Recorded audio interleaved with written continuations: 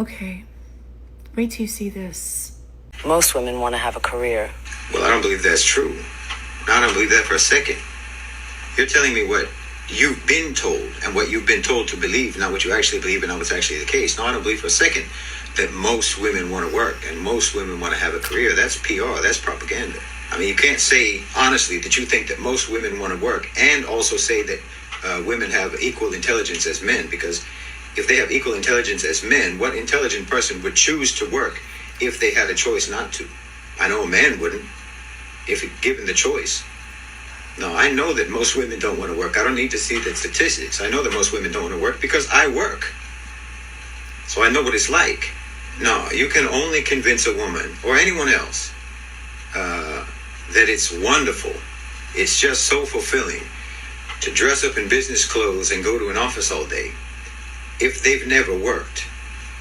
You can maybe sell that message to young, inexperienced people, but anyone who has been in the workforce for any length of time will tell you it is not exactly living the dream. But you know who is living the dream? You know who really is living the dream? Married women in Dubai, married women in Saudi Arabia. And not just because they get to go on shopping sprees with their husbands, gold credit cards, but because due to the fact that they have so much support from their family, so much support from their husbands, so much support from their fathers, so much support from what you would call patriarchy. You probably didn't know that women in the UAE and women in Saudi Arabia own a higher percentage of small and medium-sized businesses than women in America, by at least 10%. That's ownership. That's entrepreneurship, not employeeship. But of course, they're oppressed, right? No, most people don't want to work. Now, obviously, there are exceptions. And there are people who can, genuinely derive a lot of satisfaction from their work. But we all know that they could find infinite other ways to achieve that and better than that level of satisfaction if they weren't wage slaves and had control of their time. Should women have the right to work? You understand what incredibly deceptive language that is? In your society, do they have the right not to work? That's a better question. I mean, look at how they manipulate language around this issue. Instead of just saying you have to work, they say that you have a career or you have a job, as if it's something that you've gained, as if it's something, something that you have, rather than talking about all the things that you lose by having that, all of the things that you have to let go in order to keep hold of that job. They say you have a career, but what they mean is your employer has you. And that's where you spend most of your time. That's where you spend, most of your waking hours, 8, 9, 10 hours a day, plus however long it takes you to commute. So maybe up to around half of a 24-hour day, you are either going to work, at work, or coming home from work. And then you get, if you're lucky, maybe 4 to 5 hours a day off, 4 to 5 hours a day left of free time. Look at that phrase, free time. Because, yes, in your free, democratic, liberated, independent country, most citizens only get about 4 to 5 hours a day of freedom. Because the rest of the time, you're at work. And work is extremely not democratic, not free, and you have no independence. You do what you're told. You wear what you're told. You eat when they let you. Your time is not your own. In some places, you even have to ask permission to use the restroom. So most of your waking hours are actually spent in a thoroughly totalitarian environment, in the land of the free and the home of the brave. And you get maybe 4 to 5 hours a day of freedom. And you're telling me that women want that? No. The system wants that for women. And it has made it largely unavoidable because the cost of living is too high. Or anyway, the cost of supporting the lifestyle or maintaining the lifestyle that your society teaches you that you must have if you are to be regarded as a worthwhile and successful human being.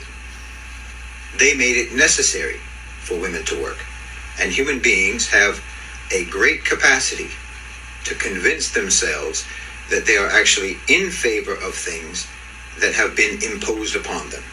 So they tell themselves that they actually want the thing that they have no choice but to accept. Then, of course, on top of that, you have all this propaganda about how wonderful and how fulfilling it is to sell your time and your labor to an employer, to rent yourself out to your employer. And you have people, excuse me, but like yourself, spreading the propaganda. It's no different really from, how you have women in human trafficking networks, women who procure women for the traffickers. It's basically the same thing. It's just different in the severity of the consequences. But both types of people are lying and making false promises about the servitude and drudgery that they are actually dragging women into on the basis of, promises of how wonderful it's going to be and how much they deserve all of the great things that are going to come to you if you listen to me and do what I said. When actually you're just going to become a wage slave. Just like in a human trafficking thing, you're going to become an actual slave. And it's the same for everybody. I mean, if you could actually remove from the workforce everyone who does not genuinely find fulfillment and satisfaction from their job, you would have extremely few workers left of either sex. Men find fulfillment usually not from the work itself. Most of the time, it's not from the work itself, but it's from the fact that they are successfully providing for their families. So they sell their souls to the company store, as the old song says, for the sake of their loved ones. And they find some level of gratification from that, and it gives them a sense of purpose, even doing the most, mundane, difficult, and tedious work. And there's honor in that because it involves a sacrifice. It's a sacrifice that you do for your family. But no, most women don't want to work because, of course, they don't. Most people don't want to work. So, think it through. There are exceptions, but exceptions notwithstanding, most people don't want to work, but you have to be propagandized into it. This is propaganda. It's just like when Edward Bernays, the father of modern PR, got women to start smoking cigarettes for his customer, for his client, by connecting the smoking of cigarettes with women's lib. Just as that was unhealthy for women, this is unhealthy for women. Just as that was for the sake of someone else's profits, so is this. It's just propaganda. But don't at least tell yourself that this is good for you and you want it, just because it's what business wants for you. When women go to the workplace, they're not breaking down barriers. They are erecting barriers around themselves. And men know that because we've been in those barriers all our lives. We know what it's like to be in the workplace. We know that all of this propaganda is propaganda. It's not a wonderful thing to go out into the workforce. Women the domestic life of women traditionally has been a socialist utopia. Why would you leave that? After seeing that video, I have to really reevaluate my life choices because I never thought of it this way. I also begin to realize that as a female, I need to really be careful because females are highly susceptible to propaganda. How did we ever believe that becoming a wage slave is empowering?